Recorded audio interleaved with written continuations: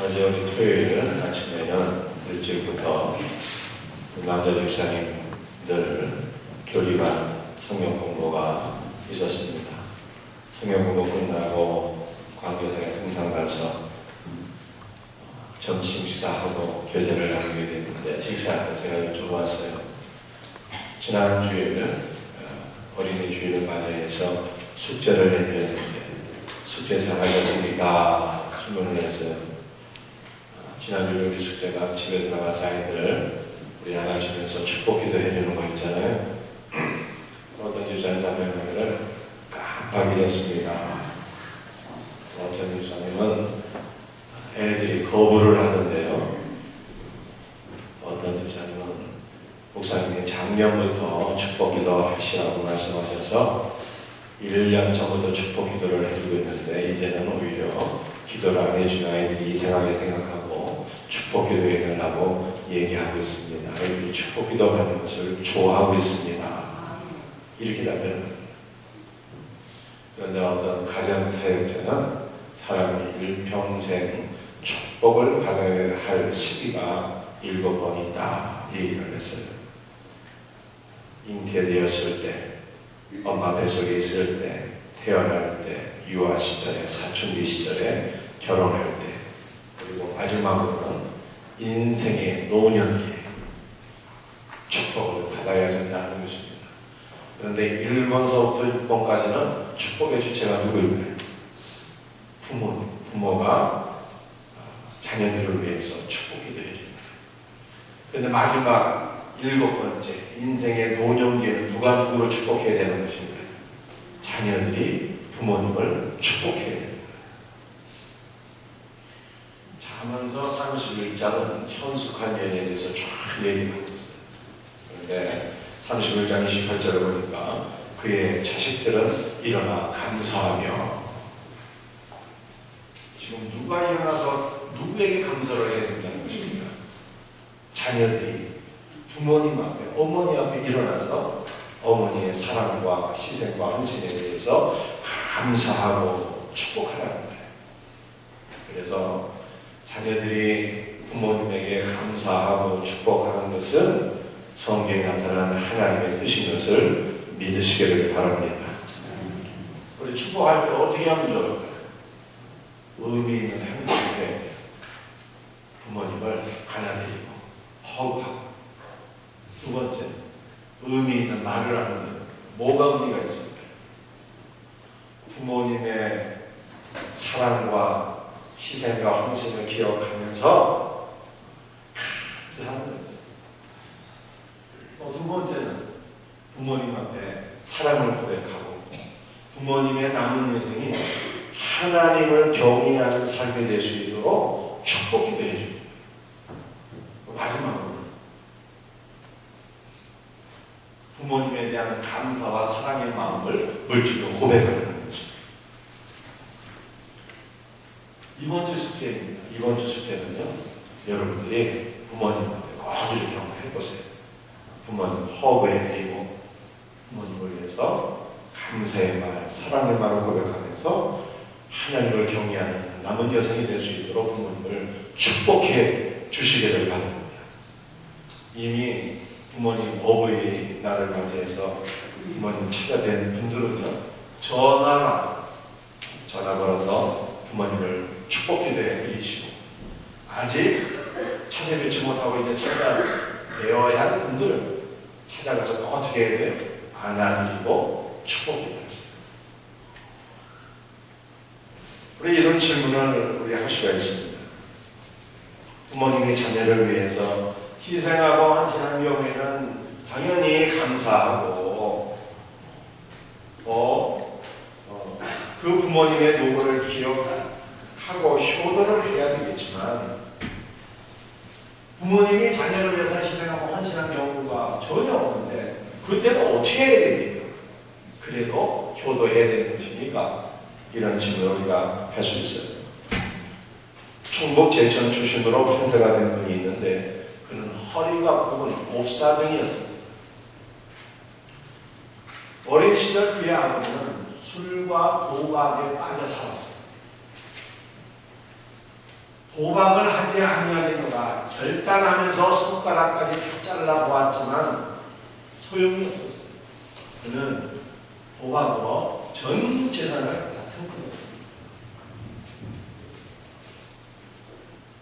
온 가족은 어머니의 싹 바느질 품을 팔아서 겨우 목숨만 연명하였습니다. 그러던 어느 날 아버지는 술을 한 잔 마시고 집에 들어와서 어머니에게 너는 미쳐 내놓으라고 오래오래 소리를 지르는데 줄 돈이 있어야 돼. 아버지가 화를 내면서 어린 아들을 마당으로 집어 던졌어요. 그래서 충격으로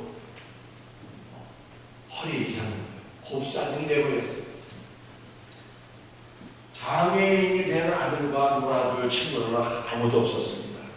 이 아들이 장애인이 되고 나서 이른바 왕따를 당하게 됩니다. 친구하고 놀 수 없게 되었으니 어떻게 돼요? 할 수 있는 것은 딱 하나, 공부 외에는 할 게 없어요. 그래서 이 아들이 와서 열심히 공부하게 됐습니다. 좋은 대학에 들어가게 되었고 사법고시를 패스해서 훌륭한 판사가 되었습니다. 판사가 된 아들은 자기를 이렇게 만든 아버지, 결국 아버지 때문에 열심히 공부하게 되었고 판사가 됐잖아요. 아버지에게 극진히 효도를 했다고 해요. 동네 사람들이 그 판사를 존경했습니다. 아버지가 어떻게 했는지 알았기 때문이죠. 아들이 아버지에게 상처가 있음에도 불구하고 아버지에게 극진히 효도하는 모습을 보면서 동네 사람들이 감동을 받고 존경하게 됩니다. 부모가 자식에게 원망 들을 만한 일이 있었는데도 부모를 공경하는 것이 참된 부모 공경이요 이것이 올바른 신자의 모습인 것을 믿으시기를 바랍니다. 오늘 본문은 과거에 관한 말씀입니다. 로마 시대에는 전쟁이 많아서 전쟁터에 끌려나가 죽은 군인들이 몹시 많았습니다. 그래서 자연스럽게 과거의 수가 점점 늘었죠. 이 당시 교회의 큰 사명 가운데 하나는 교회 안에 있는 과부들을 구제하고 돌보는 일이었습니다. 바울은 오늘 본문에서 과부를 둘로 나눴습니다. 참과부, 그 다음에 젊은 과부. 참과부는 조건이 있어요. 나이가 60 넘어야 돼요. 그리고 한 남편의 아내였던 자로서 선한 행실의 증거가 있어야만 참된 과부로 인정받았습니다. 그리고 젊은 과부가 있었는데 바울은 이 젊은 과부들은 시집 가서 애 낳고 가정을 돌봐라 이렇게 권면을 했습니다. 그리고 바울은 참된 과부는 교회가 책임지고 돌보되 참된 과부 중에서도 가족이 있는 경우에 자녀들이 있는 경우에는 그 가족이 부모님을 돌보라고 그렇게 명령을 한 것입니다. 그러면서 가족이 있는데 자녀들이 있는데 부모님을 돌보지 않는 경우에 홀로된 어머니가 있는데 그 홀로된 어머니를 돌보지 않는 경우에 그러한 사람을 가리켜서 지금 뭐라고 얘기하고 있는 거예요? 이러한 사람은 믿음을 배반한 사람이고 불신자보다 더 악한 자다 이렇게 말씀을 한 것입니다. 그러니까 이 말은 이 당시에 예수님을 믿는 성도들 가운데서도 부모님을 돌보지 않는 불효자들이 많이 있었다는 뜻이에요. 신앙생활을 하고는 있지만 부모님을 물질적으로 돌봐드리지 아니하고 믿는다고 하면서도 부모님에게 견딜 수 없는 모욕적인 은사로 정신적인 고통을 주는 사람들도 있었고 부모님의 영혼 구원에서는 전혀 관심이 없는 사람들이 있었다는 거예요. 바울은 이런 사람들을 가르쳐서 이거 불신자보다 더 악한 사람이다. 믿음을 배반한 사람이다. 이렇게 규정하고 있는 것입니다. 신앙생활을 하는 사람들에게 있어서 믿음을 배반한 자라고 하는 말보다 더 무서운 책망이 어디 있었겠습니까? 여러분들 이 당시에는 로마 시대에는 예수를 믿는 것 때문에 핍박을 당하는 사람들이 많이 있었습니다. 예수 믿는 것 때문에 끌려가서 감옥에 갇히고 모진 고문을 당하고 화형을 당하기도 하고 맹수에 빠지기도 했어요. 그럼에도 불구하고 이렇게 무서운 핍박을 당하였지만 성도들은 할렐루야를 외치면서 오히려 천국의 소망을 두고 기꺼이 순교의 증물이 되었습니다. 목숨을 걸고 자신의 신앙을 굳게 지켰다는 것입니다. 이러한 상황 속에서 믿음을 배워야겠다. 이런 거는 정말 큰 수치거든요. 엄청난 증거입니다.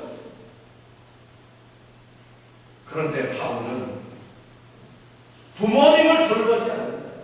두려워하는 사람들, 믿음을 배반하는 악한 사람들이다. 우리들에게 이렇게 얘기를 하고 있는 것이죠. 우리 부모님 세대는 건국의 주역들입니다. 열심히 일해서 나라를 일으켰고 자녀를 키우신 분들입니다. 그러나 막상 자신을 위해서는 해놓은 것이 없는 분들입니다. 여러분, 우리가 직장 생활하시는 우리 성도님들은 기본적으로 다 이 4대 보험 가입하고 있으시죠. 은퇴하면은 국민연금도 있고 또 퇴직연금도 있고 기본적인 노후가 준비되어 있지 않으십니까? 그러나 우리 부모님 세대는 그런 사회보장 제도들이 없었어요. 열심히 일을 했지만 노후가 준비 안 됐다. 그러니 장애된 우리 성도들이 부모님의 노후를 위해서 마땅히 재정적인 지원을 해드리고 부모님을 물질적으로 공양하는 것이 하나님의 뜻인 것을 믿으시기를 바랍니다. 어떻게 물질적으로 지원을 해야 될까요? 매달 하기가 정말로 어렵다면 최소한 부모님 생신 때, 명절 때, 어버이날 물질적으로 효도를 해야 되는 것이죠. 늘 얘기하고 한 1년에 한 번 부모님께 물질적으로 지원을 매달 해드릴 때 기준은 뭐예요? 기준은 11조. 소득의 10%를 가지고 친부모님 섬기고 또 시댁 부모님도 섬기고 그렇게 물질적으로 효도하는 자들이 복이 있는 자들인 것을 믿으시기를 바랍니다. 자녀들은 부모님의 노후를 위해서 재정적인 지원을 할 뿐만 아니라 부모님의 남은 여생에 하나님을 경외할 수 있는 여생이 될 수 있도록 축복하며 기도해요. 에스겔 33장에 파수꾼의 비유가 나옵니다. 파수꾼은 적군이 쳐들어오면 나팔을 불어서 백성들에게 경고를 할 사명이 있는 자입니다. 파수꾼이 나팔을 불어 경고했음에도 불구하고 백성이 대비를 하지 않아서 죽으면 누구 책임일까요? 백성 책임입니다. 그런데 파수꾼이 적군이 쳐들어오는 것을 보면서도 나팔을 불지 않아서 백성들이 죽게 되었다면 또 누구 책임이에요? 파수꾼 책임인 것입니다. 이 말씀을 부모 공격에 대입하면 이런 뜻이에요. 자녀된 성도들은 부모님에게 복음을 증거해야 될 사명이 있습니다. 그 자녀된 성도들이 부모님에게 복음을 증거했음에도 불구하고 부모님이 예수를 믿지 않아 지옥 갔다면 누구 책임이에요? 부모님 책임입니다. 그러나 자녀들이 복음을 증거하지 않아서 부모님이 지옥 가면 누구 책임입니까? 자녀의 책임이라고 하나님은 말씀하시는 것입니다. 어떤 성도의 고백이에요.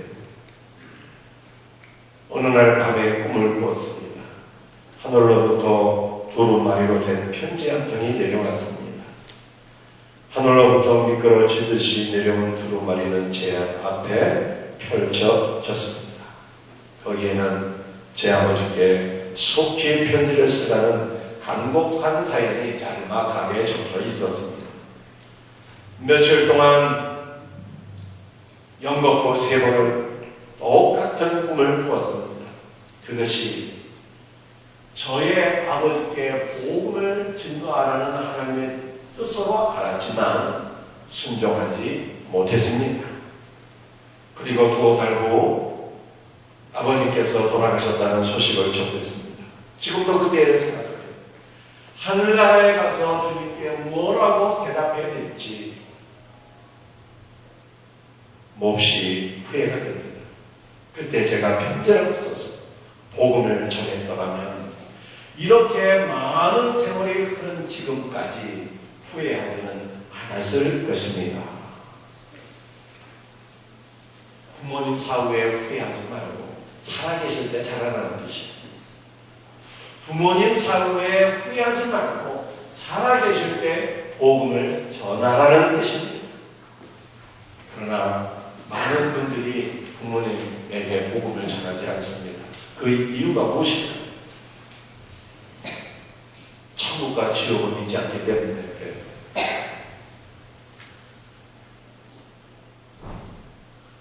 어떤 부자가 있었는데 천국과 지옥을 믿지를 않았어요. 그래서 이 부자는 살았을 때에 오직 자신만을 위해서 살았습니다.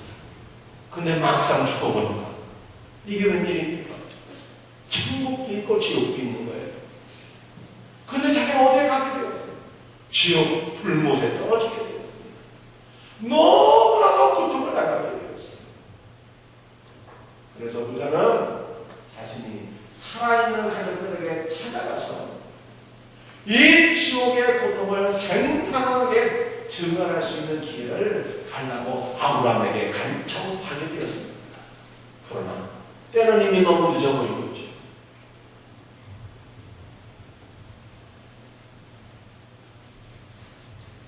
사랑하는 성도들이요, 사람이 왜 복음을 증거하지 못한다고요? 천국과 지옥을 믿지 못하면 그래요.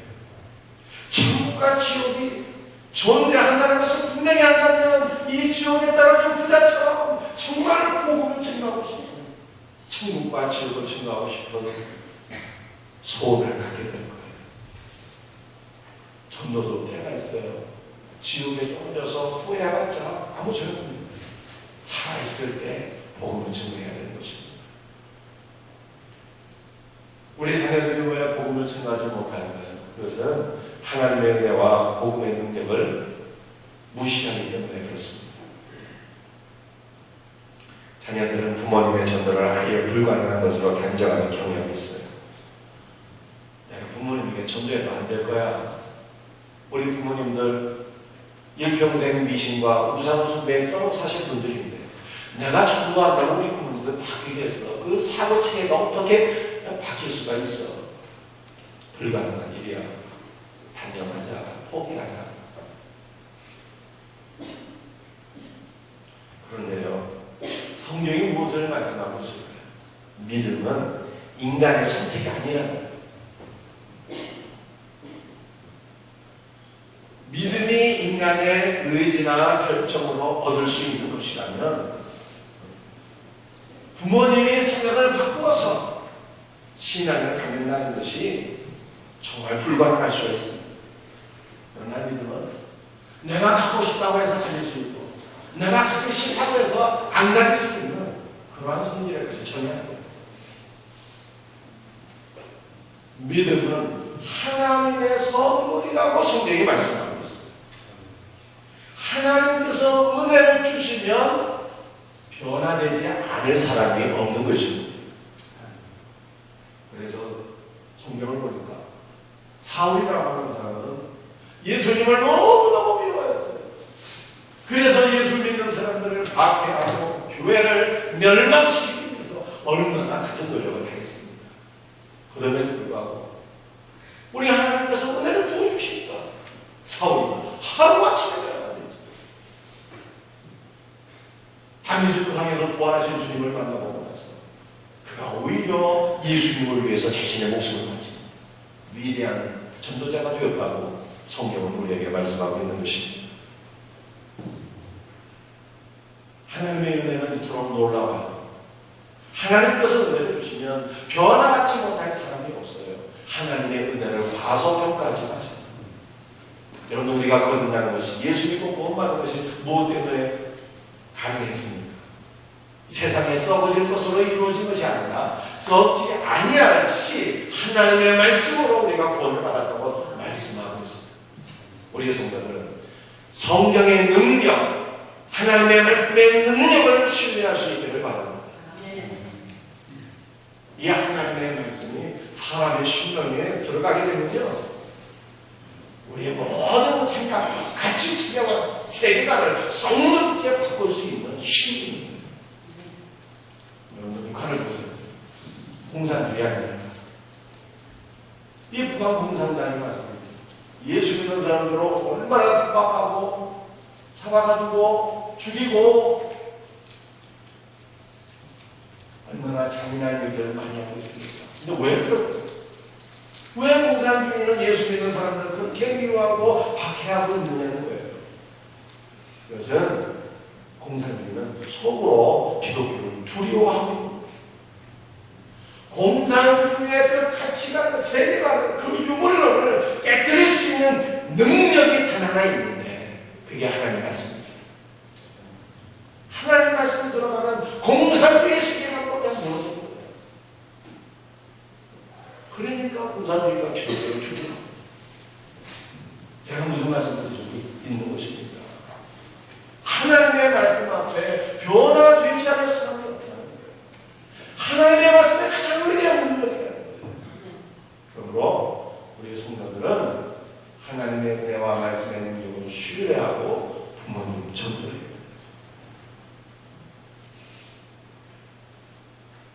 말씀을 마치겠습니다. 오늘 여러분들이 한 가지만 기억하시면 돼요. 부모님을 축복해야 됩니다. 이것이 성경에 기록된 하나님의 빛이랍니다. 여러분들이 이번 주에 부모님을 한번 이렇게 사랑의 마음으로, 감사의 마음으로 하나님 축복해보세요. 부모님이 행복해 하시고 하나님께서 기뻐하시고 우리 성도들이 될 줄 믿습니다. 우리 사람은 축복받는 것으로 익숙하거든요. 축복을 받는 것만 좋아하거든요. 그러나 이제 우리는 바뀌어져야 돼요. 축복하는 인생이 되시기를 바랍니다. 자녀들을 축복해서 해주시고 부모님을 축복해서 해주세요. 하나님께서 여러분의 가정에 주 예수의 십자가의 보혈과 그분의 놀라운 은혜와 생명으로 충만케 하신 것을 믿으시길 바랍니다. 여러분들이 축복이라는 말이 어디서 나오는지 아십니까? 올라했으에서 나는 거예요. 축복이라는 것은 세상적인 것을 의미하는 게 아니에요. 축복이라고 하는 것은 분리가 그 흘리다, 피를 흘리다, 분리. 예수님의 십자가 보혈에서 우리가 생명으로, 예수님의 십자가 보혈에서 우리가 복을 받게 되는 거예요. 축복하게 되면요, 십자가의 은혜가 넘치게 되는 거예요. 축복하게 되면요, 우리의 가정에 주님의 생명이 넘치게 되는 거예요. 사랑하는 성도들이 부모님을 축복하세요. 자녀들을 축복하세요. 십자가의 은혜와 사랑이 충만한 가정을 될 줄로 믿습니다.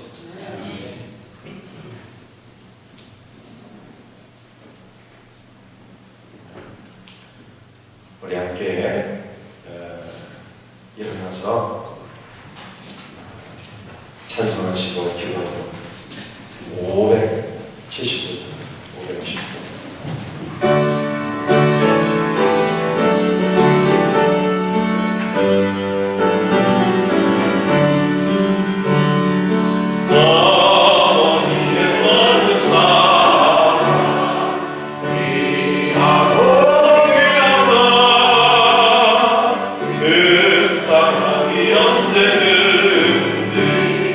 나를 감싸줍니다.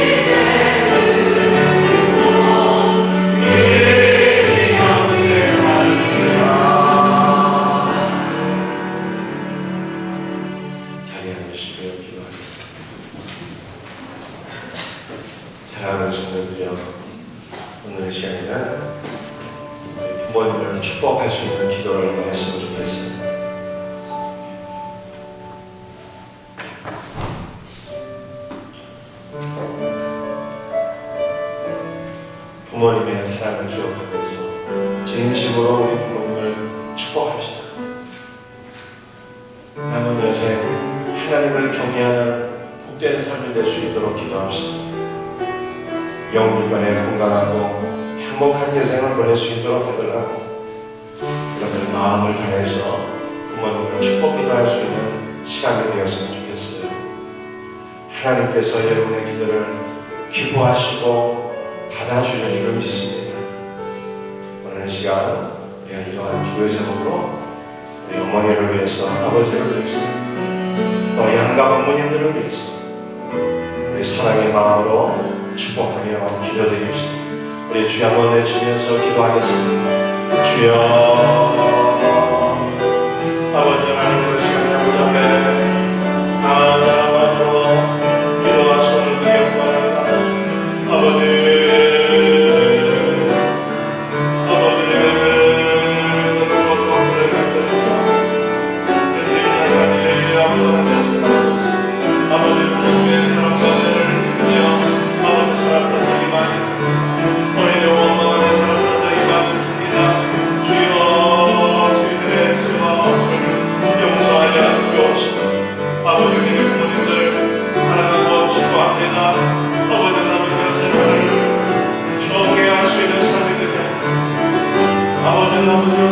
하나님을 경외하는 삶을 되게 하여 아버지 예수님을 본받기 원합니다.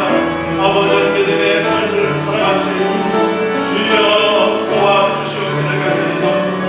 영혼의 영혼까지 강건하게 하여 주옵소서. 아버지 하나님의 사랑과 은혜가 넘치게 하여 주옵소서.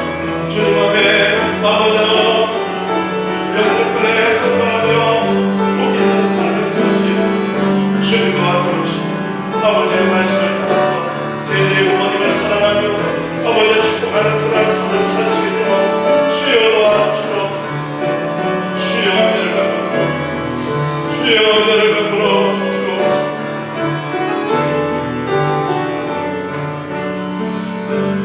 예수님의 이름 받들어 간절히 기도드립니다. 아멘. 하나님 아버지, 저희들이 이 자리까지 오게 된 것은 부모님의 사랑과 희생과 헌신이 컸지만 저희들이 잊고 살 때가 너무나도 많았습니다. 오히려 부모님의 마음을 아프게 해드리며 살았을 때가 많았습니다. 아버지 하나님, 저희들의 부족함과 악함을 용서하여 주옵소서. 이제는 저희들이 부모님에게 어떻게 하는 것이 올바른 일인 것을 말씀하며 확인하며 깨닫게 되었습니다. 부모님에게 감사하며 부모님에게 축복할 수 있는 우리 자녀들이 되게 하여 주옵소서. 아버지 먼저 부모님을 알아드리고 저희들이 축복할 수 있기를 원합니다. 오늘 시간 우리 부모님을 위한 모든 간구들 우리 하나님 아버지께서 들으시고 응답해 줄 줄로 믿습니다. 특별히 우리 부모님들 남은 여생 하나님을 경외하는 믿음의 삶을 살게 하시고 영육간에 건강할 수 있도록 주님께서 은혜를 부어 주옵소서. 아버지 하나 오늘 아버지 앞에 나와서 예배드리면서 주님의 은혜를 기억하며 감사드리는 숙별들이 있습니다. 모든 예물들 주님 영광 받아 주옵시고 하나님의 나라를 위해서 같이 있게 쓰임받게 하여 주옵소서. 오늘 시간에는 저희들이 부모님의 사랑과 은혜만이 아니라 우리를 위해서 피 흘려 돌아가신 주 예수 그리스도의 십자가 은혜를 기억하면서 감사의 마음으로 성찬 예식을 수행하기를 원합니다. 성찬의 은혜가 우리 성도들에게 임하기를 원합니다. 주님의 은혜가 임하기를 원합니다. 주님의 은혜 가운데 우리의 심령이 회복되는 귀한 역사가 있게 하옵소서. 감사하고 예수님의 이름 받들어 기도드립니다. 찬송 부르십니다. 찬송가 149장.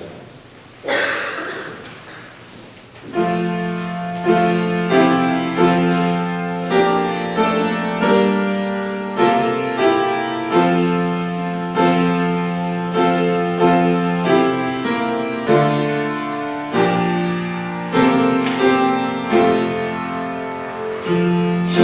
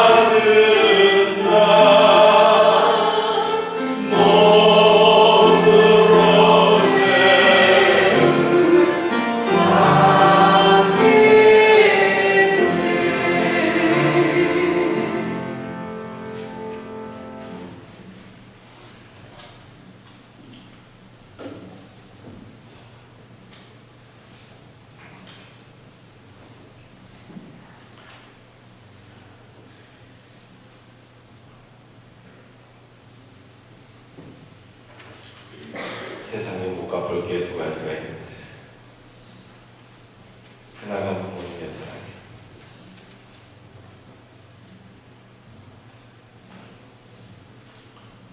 그리고 무엇보다도 우리 주님의 은혜인 것 같아요.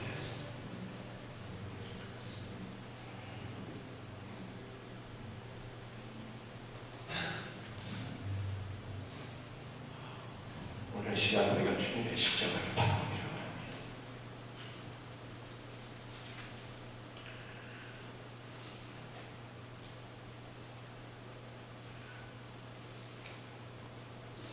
우리를 향하신 그 놀라운 사랑과 자비하심과 은혜를 우리가 바라보면서 감사의 마음으로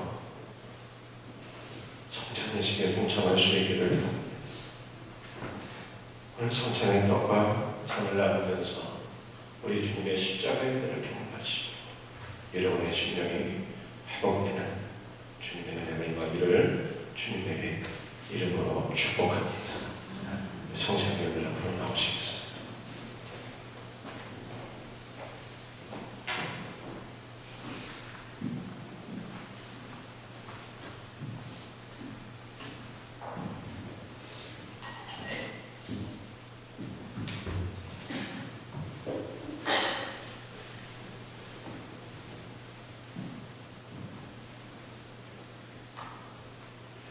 우리 성찬예식은 세례 받으신 분들 이상 동참하시고요. 아직 세례를 못 받으신 분은 마음으로만 동참해도 하나님의 은혜가 넘치게 될 줄 믿습니다.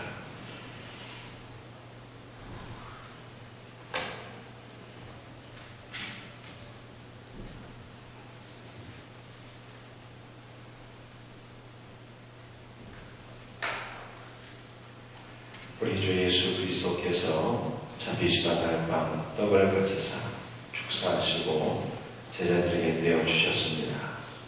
주의 분부하심을 따라 너도 여러분들에게 이 떡을 나누어 드리고자 하오니 십자가를 묵상하며 거룩한 마음으로 성찬에 참여할 수 있기를 바랍니다.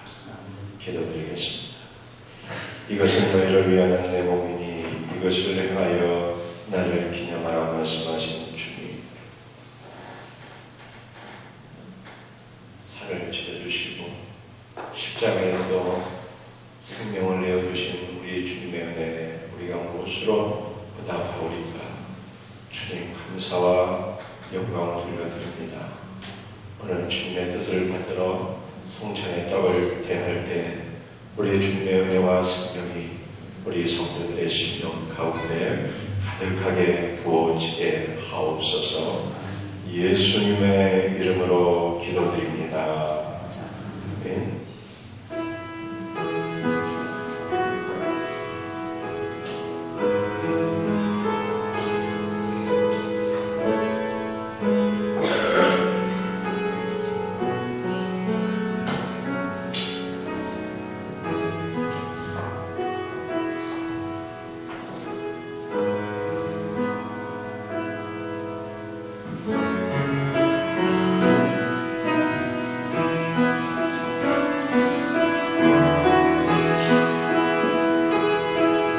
예수께서 이르시되 내가 진실로 너희에게 이르노니 인자의 살을 먹지 아니하고 인자의 피를 마시지 아니하면 너희 속에 생명이 없느니라. 내 살을 먹고 내 피를 마시는 자는 영생을 가졌고 마지막 날에 내가 그를 다시 살리리니 내 살은 참된 양식이요 내 피는 참된 음료로다. 내 살을 먹고 내 피를 마시는 자는 내 안에 거하고 나도 그 안에 거하나니 살아계신 아버지께서 나를 부르시네. 내가 아버지로 인하여 사는 것 같이 나를 먹는 그 사람도 나로 인하여 살리라. 이것은 하늘로서 내려온 떡이니 조상들이 먹어도 죽은 그것과 같이 아니하여 이 떡을 먹는 자는 영원히 살리라. 「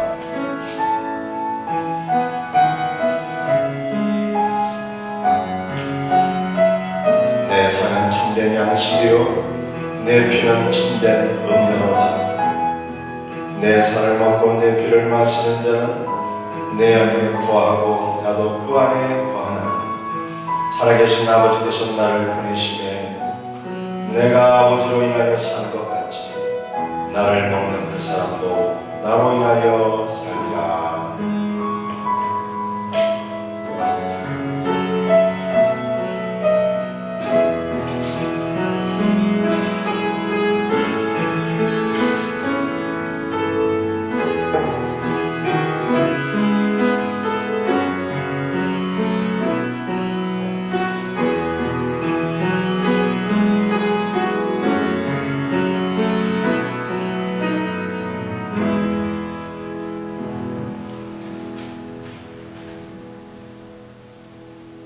우리 주님께서 식구의 잔을 가져사 축사하신 후에 제자들에게 주시며 가라사대 이 잔은 나의 피로 세운 새 언약이니 이것을 행하여 마실 때마다 나를 기념하라 하셨습니다. 우리가 이 시간 이 잔을 뗄 때 주님의 생명과 더욱 연합하는 복된 은혜가 있기를 바랍니다. 기도하겠습니다. 내 살을 먹고 내 피를 마시는 자는 영생을 가지고 마지막 날에 내가 그를 다시 살리리라 말씀하신 주님, 주님께서 저희들을 사랑하사 저희들의 죄상과 영생을 알려 흘려주신 주님의 보혈을 이 시간 저희들이 사모합니다. 바라봅니다. 주님 성찬에 잔을 대할 때 주님의 보혈로서 우리의 심령을 덮어주옵소서. 죄사함의 확신, 구원의 확신을 주옵시고 우리의 영이 새로워지는 성령 충만한 시간 되기를 바랍니다. 성령께서 오늘 이 시간 우리 사랑하는 성도들 가운데 임재하시고 그 마음을 어루만져 주옵소서. 예수님의 이름 받들어 기도드립니다. 아멘.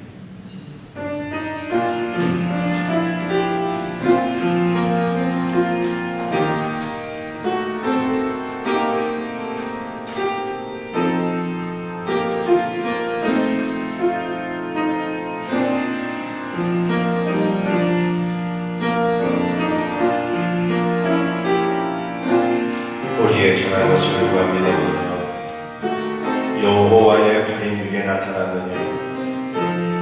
그는 주 앞에서 전환하기를 변한 수 같고 마른 땅에서 나온 줄기 같았어. 고운 모양도 없고 형체도 없은즉 우리의 보기에 흠모할 만한 아름다운 것이 없도다. 그는 멸시를 받아서 사람들에게 버림받았으며 간고를 많이 겪었으며 질고를 앓은 자라. 마치 사람들에게 얼굴을 가리우고 보지 않음을 받는 자 같아서 멸시를 당하였고 우리도 그를 귀히 여기지 아니하였도다. 그는 실로 우리의 질고를 지시고 우리의 슬픔을 당하였거늘 우리는 생각하기를 그는 징벌을 받았어 하나님에게 맞으며 고난을 당한다 하였노라. 그가 찔림은 우리의 허물을 인함이요 그가 상함은 우리의 죄악을 인함이라. 그가 징계를 받음으로 우리가 평안을 누리고 그가 징계에 맞음으로 우리가 나음을 입었도다. 우리는 다 양 같아서 그를 행하여 각기 제 길로 갔거늘 여호와께서는 우리 무리의 죄악을 그에게 담당시키셨도다. 그는 실로 우리의 질고를 지시고 우리의 슬픔을 당하였거늘 우리는 생각하기를 그는 징벌을 받아서 하나님에게 맞으며 고난을 당한다 하였거늘 그가 찔림은 우리의 허물을 인하며 그가 상함은 우리의 죄악을 인하며 그가 징계를 받음으로 우리가 평안을 누리고 그가 채찍에 맞음으로 우리가 나음을 입었고 우리는 다 양 같아서 그를 행하여 각기 지 길로 갔거늘 여호와께서는 우리 우리의 죄악을 그에게 감당시키셨구나. 아멘. 오늘 이 시간에 우리 한 번 더 기도드리기를 원합니다. 우리 주님께서 십자가의 고난을 받으신 것은 우리에게 죄사함의 은혜만을 주시기 위함이 아니라 우리의 병든 육신을 낫게 하시기 위함이라고 성경이 말씀하고 있습니다. 여러분들 가운데 육체의 고난으로 질병으로 고통당하는 분이 있습니까? 주님 오늘 이 시간 보혈의 손으로 나를 어루만져 주옵시고 치유와 회복의 은혜를 부어 주옵소서. 사모하는 마음으로 기도하시기를 바랍니다. 우리 생명샘교회 육신이 연합해서 고통받고 있는 여러 환우들이 있습니다. 환우들을 위해서도 기도해 주시고요. 또 노년기에 있는 부모님들 특별히 육신의 질병을 치유받을 수 있도록 여러분들 기도해야 될 줄 믿습니다. 이와 같은 기도의 제목으로 우리 병의 치유를 위해서 다시 한 번 더 주님을 바라보며 의지하며 우리 기도드리기를 원합니다. 묵상으로 또는 나지막한 소리로 우리 하나님 앞에 기도합시다. 주여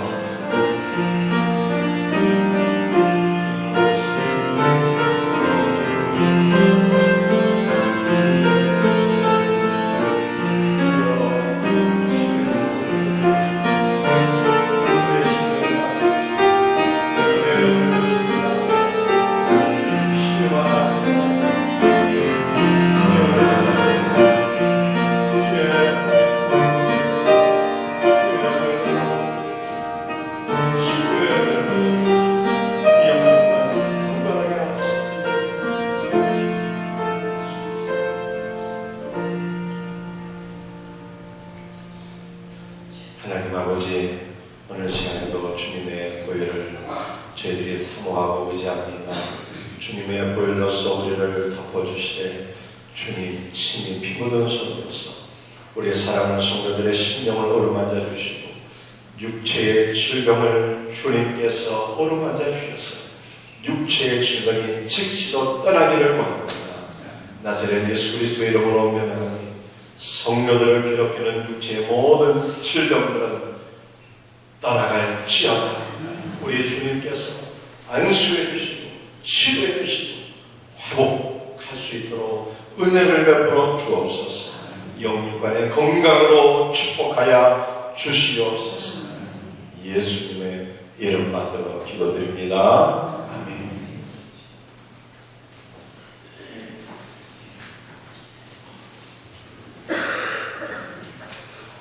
우리 2부 예배 참여한 모든 성도님들 사랑하고 축복합니다.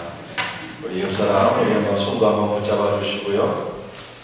우리 사랑의 마음으로 한번 인사했으면 좋겠습니다.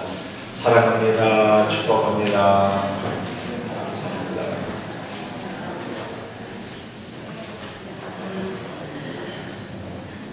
6월달 가정의 날을 맞이해서 이번 주는 우리 어버이 주로 지킵니다. 우리 연세에 있는 성도님들 위해서 교회에서 조그만 선물 하나 준비해 놓았는데 나가실 때 우리 어르신들은 선물 하나씩 받아가시고 가시면 좋겠고요. 어버이 주인 우리 성도님들께서 특별히 교회 연세에 있는 우리 성도님들 인사도 좀 잘 해주시고 손도 한번 붙잡아 주시고 그렇게 위로해 주시면 감사하겠어요. 우리 생명샘교회가 부모님을 기억하고 효도하고 또 교회 안에 있는 어르신들을 잘 살리는 그러한 교회가 될 수 있기를 바랍니다. 5월달 목양교회입니다. 우리 이번 월요일 내일부터 금요일까지 5월 성경 혼동기 기도회. 여러분 신앙생활이 관계인 것 같아요. 하나님과 우리와의 관계, 또 부모님과의 관계, 교회 안에서 성도들과의 관계, 우리 이웃들과의 관계, 이 관계가 너무 중요한 것 아니겠습니까? 모든 관계 가운데 하나님과의 관계가 가장 중요한 줄 알아서 이번 주 저녁 7시 30분에 월요일부터 금요일까지 성경 읽고 기도하는 시간. 그냥 나와서 함께 성경이 있는 거예요. 부담 가질 거 없어요. 함께 성경 읽고 기도하시면 우리 주님께서 큰 은혜 채워줄 믿고 내 사모하시고 나올 수 있기를 부탁 말씀드립니다. 우리 황장순 이현 집사님 등남하셨는데 축하해 주시기를 바라고요. 또 우리 입시생들을 위해서 이름 불러가며 여러분들 기도해 주시면 감사하겠습니다. 다 같이 자리에서 일어나셔서 2장 찬송 부르시면 축도하겠습니다.